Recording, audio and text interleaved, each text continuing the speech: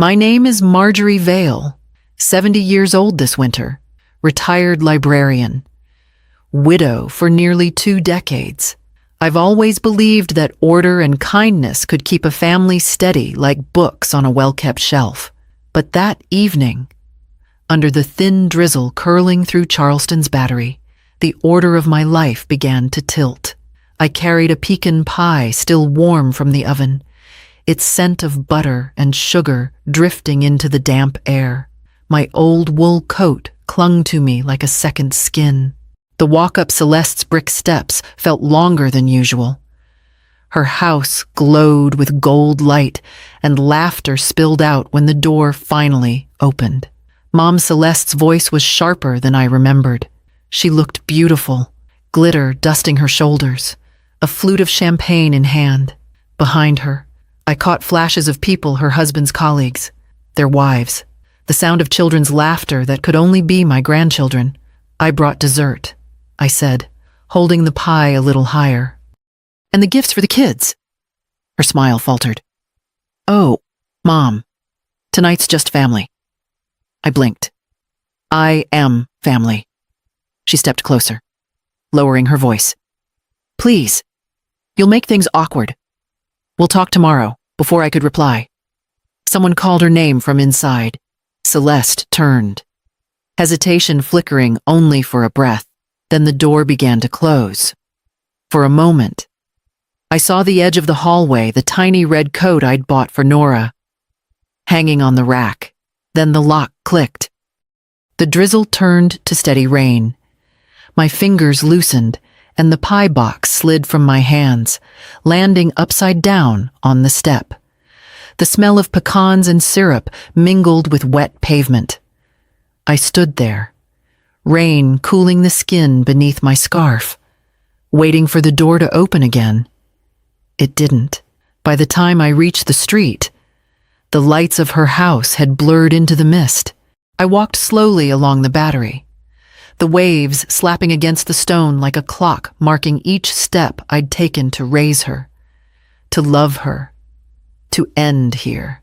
When I finally reached my porch, the key trembled in the lock. Inside waited the quiet hum of a single lamp and the faint echo of a holiday that no longer belonged to me. The house greeted me with the same stillness it always had, too tidy, too quiet, as if it had learned to hold its breath with me. The string of Christmas lights I'd wound around the window weeks ago blinked unevenly, one bulb dead, another flickering stubbornly on. I hung my coat by the door, the damp fabric brushing against the wall like an apology. In the kitchen, I set down my purse, the empty space around it echoing louder than any sound. I poured the cold coffee left in the pot and watched it reheat in the microwave, the bitter smell rising before it even finished spinning. The pie I had baked for Celeste sat half crushed in its box. I cut a single slice, the crust breaking apart in quiet resignation, and ate it standing up. It tasted like something that had once been sweet. The wind outside pressed against the windows, making the glass hum. I thought of the years when this same wind had carried the scent of chalk dust and new paper from the library where I worked, back when Celeste was still a child who ran through the stacks calling my name. After her father died in an accident on a slick highway when she was 12, I had built our life out of routine and resolve. I sold my collection of first editions to pay for her private lessons, skipped lunches to save for her college fund, typed scholarship letters at midnight. I told myself it was love, but maybe it was fear. Fear that if I stopped giving, she'd drift beyond my reach. I rinsed my mug and let the water run longer than necessary, the hiss of it filling the room. The clock on the stove blinked 11:47. Christmas Eve still, technically, though it felt like a season already gone. In the living room, I sat by the half-lit tree. The ornaments gleamed faintly, tiny mirrored worlds reflecting a woman I hardly recognized. I traced a finger along one of them and whispered, "You were the story I never stopped editing." The sentence lingered in the air, unfinished, as if waiting for the next chapter to begin. The next morning drifted in gray and slow. Rain still tapped against the windows, steady as a clock I didn't want to face.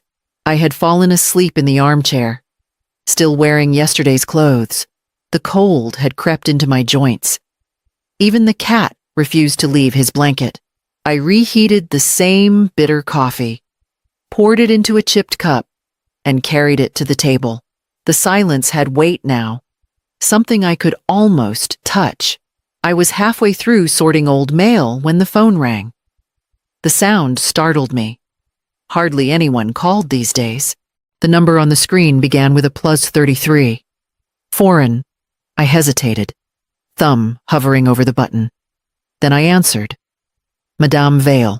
The voice was male, calm, carrying a careful French lilt. Pardon me. My name is Maître Lucien d'Harcourt, notary of Paris. I hope this is not an inconvenience. I straightened instinctively. I think you have the wrong person. I believe not. He replied, polite but firm. I represent the estate of Madame Eleanor Vale Moreau, a relative of yours. She passed last month? The name stirred faintly. Like a book, half remembered. My mother had once mentioned a sister who'd gone to France after the war. A woman no one heard from again. d'Harcourt continued. You are recorded as her sole surviving heir. There are matters requiring your presence in Paris before the end of the year. The estate has arranged for your travel and visa. It is how to say time sensitive. It sounded absurd. You expect me to fly across the ocean because of a stranger's phone call. I understand your caution, he said. But this is no scam. Your birth name is Marjorie Ann Vale. Born in Charleston, 1953. Parents, Samuel and Ruth Vale. Correct, my heart stilled. He spoke each detail like he was reading from my own handwriting. I will send official documents and my credentials. He added, you may verify them independently, but please, do not delay too long. When the line clicked off, I sat staring at the quiet phone, the coffee untouched, cooling again. Outside, the rain had finally stopped, leaving the world washed pale. For the first time in years, I felt something unfamiliar move beneath my ribs. Curiosity, or perhaps the faintest pulse of possibility. By mid-morning, curiosity had overtaken doubt. Though I kept telling myself I only wanted to make sure, I slipped on my raincoat, tucked the note with d'Harcourt's number into my pocket, and walked toward the post office. The air smelled of wet oak and salt.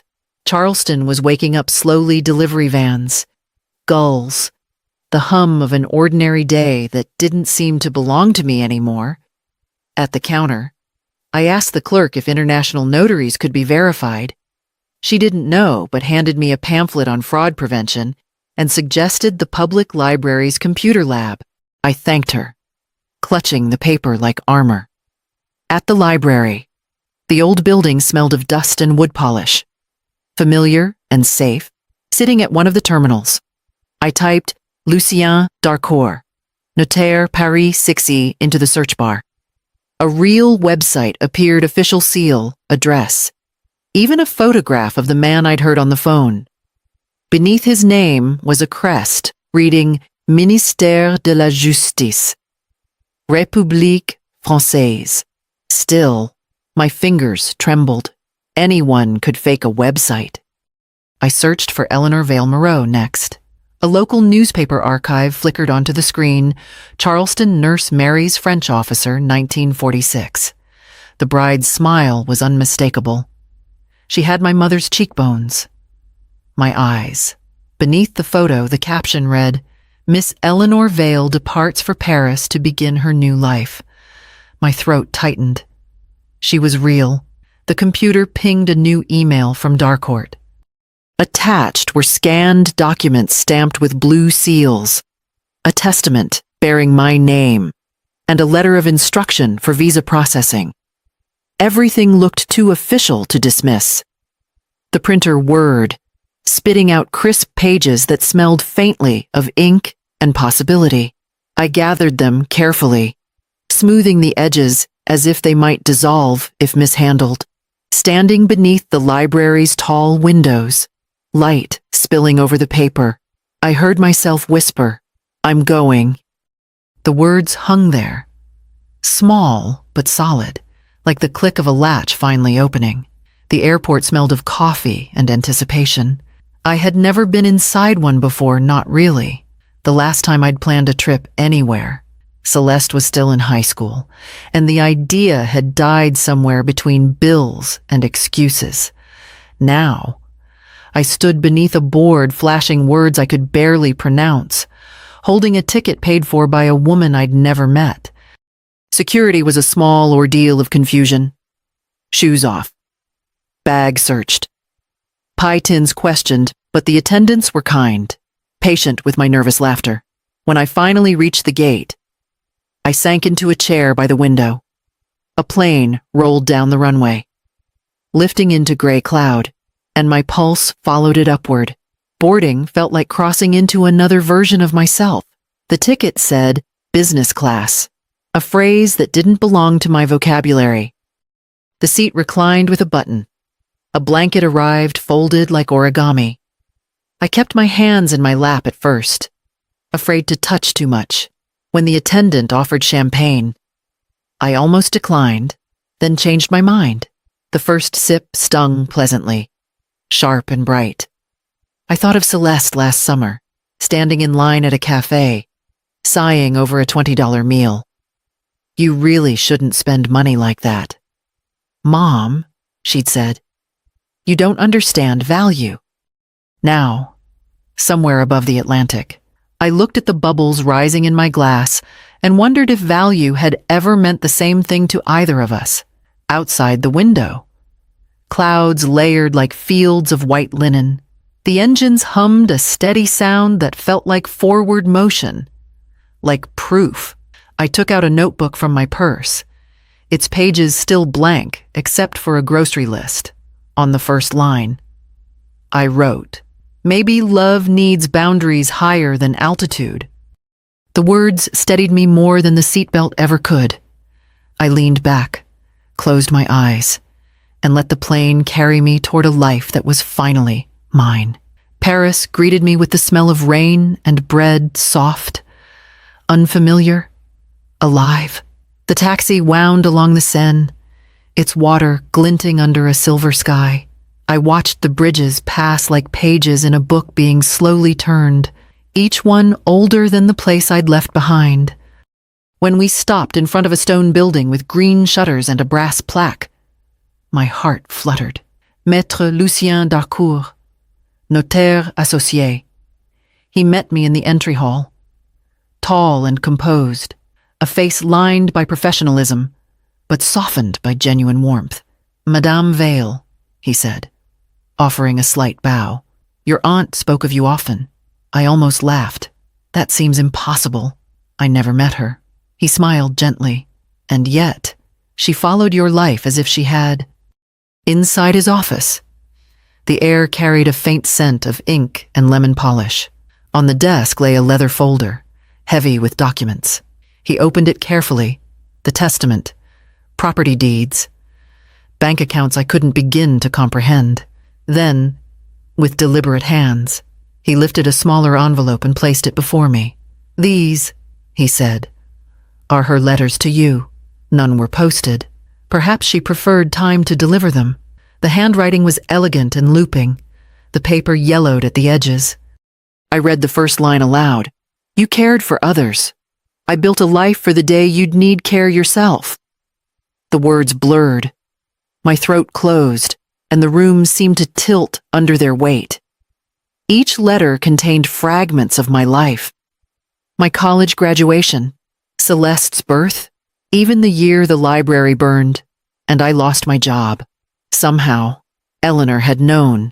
D'Harcourt poured water into a glass and waited quietly while I wept. When I could finally speak, I asked, "How did she find me?" "She kept the address your mother once wrote from Charleston," he said. "She never stopped updating it." He slid the final page toward me. "If you are ready, We can sign the transfer. My hands trembled as I took the pen. The ink caught the light. A thin ribbon of permanence across the paper. For the first time in years, I felt something solid beneath the ache belonging, not borrowed, but returned. The phone rang just after dusk, its sound too familiar to ignore. I hesitated before answering, watching the city lights stretch along the Seine like gold threads in dark silk. Mom Celeste's voice wavered between practiced sweetness and accusation. I heard, "Someone said you're in Paris. Is that true?" "Yes," I said. "It's true." A pause. I could almost hear her calculating what to feel first. "I've been worried. We've been worried. I didn't mean what happened on Christmas. Everything was stressful. Why didn't you tell me you were leaving?" I traced the edge of Eleanor's letter on the desk. "Because you told me to get out." "So I did." She exhaled sharply. "Mom, come home. We can make things right. The kids miss you. We all do." The words should have soothed me, but they landed too neatly, too rehearsed. I imagined her standing in that same doorway. Perfect dress. Impatient eyes. "I'll see them," I said softly, "but I won't be coming home to the same life." "What does that mean?" Her tone lifted bright but brittle. "I've arranged something for the grandchildren, a trust fund. It'll cover their college, health, whatever they need when they're older." Silence. Then, the sharp edge I knew too well. "So that's it. You're giving everything to them. You can't cut me out like this." I looked out at the river, where the reflection of the bridge lights rippled but never broke. "I'm not cutting you out, Celeste," I said, my voice steady. "I'm drawing the line where love stops hurting." She went quiet for a long moment, and when she spoke again, her voice was smaller. "You sound different." "I suppose I am." The call ended without a goodbye. I set the phone down gently, as if it were made of glass, somewhere below my window. A violinist played a slow tune that drifted upward through the Paris night. It wasn't joy I felt not yet, but something cleaner, for the first time. The silence after my daughter's voice didn't ache. It simply was, and I let it stay. The morning air over Paris carried the faint scent of river mist and roasted coffee. I walked the familiar cobblestone path toward Darcourt's office, my steps unhurried. The bells from Saint-Germain chimed 9 times as I entered the stone building, and for once, my heart didn't race. I knew exactly why I was there. Maître Darcourt greeted me with the same quiet courtesy as before. "Madame Vale," he said, gesturing toward the desk. "You've requested to make adjustments to your file." "I have." My voice didn't shake this time. "I want to amend the terms." He folded his hands. "Patient. Tell me what you wish to do." I placed a small notepad in front of him, the same one I'd carried since Charleston.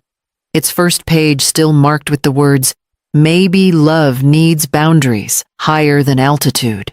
"I want to leave a portion to my daughter," I said. "But only if she never challenges this estate or pressures me or anyone else for access to it.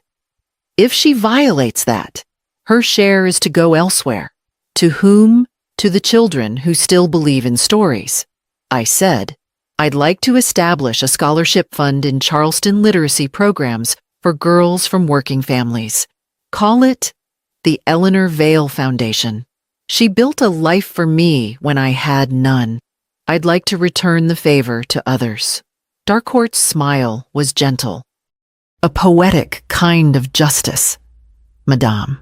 He read the draft aloud, every clause crisp and final. When I signed, my hand didn't tremble. The pen glided easily across the paper, sealing what felt less like vengeance and more like release. As he placed the new document in the safe, light broke through the curtains, scattering gold across the polished desk. "It's done," he said. I left with a sense of quiet I hadn't known in years. Outside, cafe awnings were opening, the city stretching awake. I stopped at a small bistro near the river and ordered a café crème. While I stirred the foam, my phone buzzed 6 new messages, all from Celeste. How could you? You've humiliated me. I'm your only child. You'll regret this. The words glared up from the screen, furious and familiar. I set the phone face down, letting the sounds of mourning wash over me. The cup warmed my hands. The taste was soft, rich, deliberate. Now we're even, I murmured, watching the Seine catch the first light of dawn. Weeks passed quietly, as if Paris itself had exhaled around me. I spent the first morning of February opening windows to let the winter air sweep through Eleanor's apartment. The rooms had lost their echo. The walls, once faded ivory, now shimmered in pale sage, the color of calm I'd never known how to choose before. The scent of paint mixed with sunlight and a faint trace of the river below. On a small hook by the entryway, I hung a single brass key. I'd found it at an antique market near Rue Claire, engraved with looping letters that read, "Home." I smiled at the weight of it in my palm before letting it rest against the wall. My days filled themselves gently. 3 times a week, Madame Colette came for French lessons. Her voice carried the softness of a lullaby, but she was relentless with pronunciation. Each new phrase felt like reclaiming a piece of possibility. Je suis ici. J'existe. I am here. I exist. On Sundays. My laptop lit up with the faces of my grandchildren. No background noise from Celeste. No interruptions. Just the laughter of 2 children who still called me Gran. We compared pastries. My croissant to their peanut butter toast and counted the minutes as if they were gifts. One Sunday evening, after the call ended, my phone buzzed again. It was a message from Celeste. Just one line, "I'm in therapy. Maybe next Christmas." I read it twice, 3 times. The words were uncertain, raw in a way I hadn't seen from her in years. There was no apology yet, but there was a door barely open, but real. I didn't reply right away. Instead, I walked to my desk and placed a postcard of Charleston. Beside Eleanor's letters, a photograph of the Battery at sunset, the city I had once called the edge of my world, outside. Church bells marked the hour. The apartment glowed with the kind of warmth that doesn't need company to feel full. I traced the raised edges of the brass key, then whispered to the room. Love built me. Boundaries saved me. Somewhere in the city, a cafe closed its shutters, and a violin began to play along the street below. I listened until the melody faded into the sound of the Seine, steady and endless, a rhythm that finally matched my own.